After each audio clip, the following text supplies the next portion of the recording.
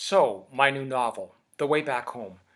I have to tell you that I have absolutely fallen in love with two characters whom I've been working with, on, over the last year. And those are the characters of Zoe Bird and her beloved grandmother. Uh, Zoe is a kid very close to my heart. She's a kid who is fiery and feisty. She's very independent of thought. She says exactly what's on her mind, and her thoughts are occasionally quite rude, and I found myself laughing. I just find her very funny. She's got a lot of edge, though, too, because she's a kid who cares very much about her parents, and her parents care about her, too, but her parents don't believe her. Her parents believe her cousin, the golden child, Maddie, and Maddie is a mean girl, a kid who bullies her. Zoe puts up with an awful lot. Throughout it all, though, Zoe is able to count on one person, and that's the character of her grandmother. Um, Zoe's granny is based very much on my mom. My mom, too, was very independent, brilliant woman. She cared about me with an absolute unconditional love. There's nothing that she wouldn't do for me.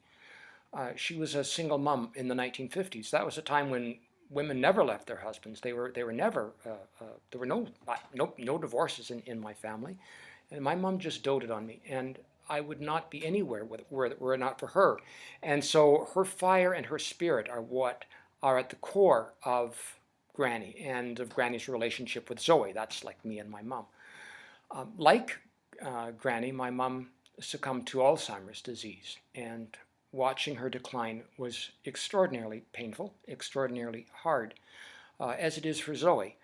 There's things you don't want to acknowledge, and there's things you try to hide away from, but then you know they're true and you have to deal with them. What Zoe does in dealing with her grandmother is sort of what was going on with me when I was with Mom. I tried to see things the way my mom would see them. I tried to understand if I didn't have this piece of information or that, how might I be looking at the world?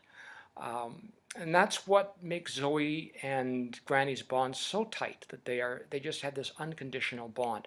The other thing too about my mom and about Granny is that despite her Alzheimer's, Mom always kept her personality. She always kept her spirit and her feistiness.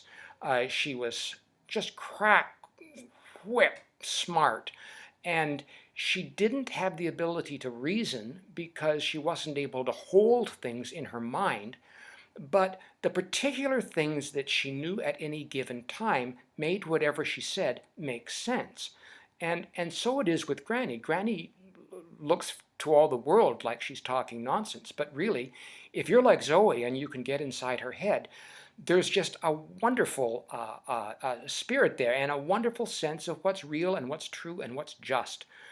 Um, as I said at the beginning, I just loved working with Zoe and Granny. Uh, it, Zoe and Granny made me think so much about myself and my mom. There were times when I was writing that I was crying. There were times that I was laughing. I felt a huge, wide range of emotions. And I hope very much that you experience this range of emotions. Uh, I hope that you find that it's a story about reconciliation, a story about love, a story about what two people will do for each other when they really, really, really care and when life seems hard for them. If you have any questions for me about the book, please feel free to email me at my website. Go to my website and press the contact button, and I will be very happy to respond to you. Anyway, it's been a pleasure just chatting these couple of minutes, and bye for now. Hope you enjoy the book.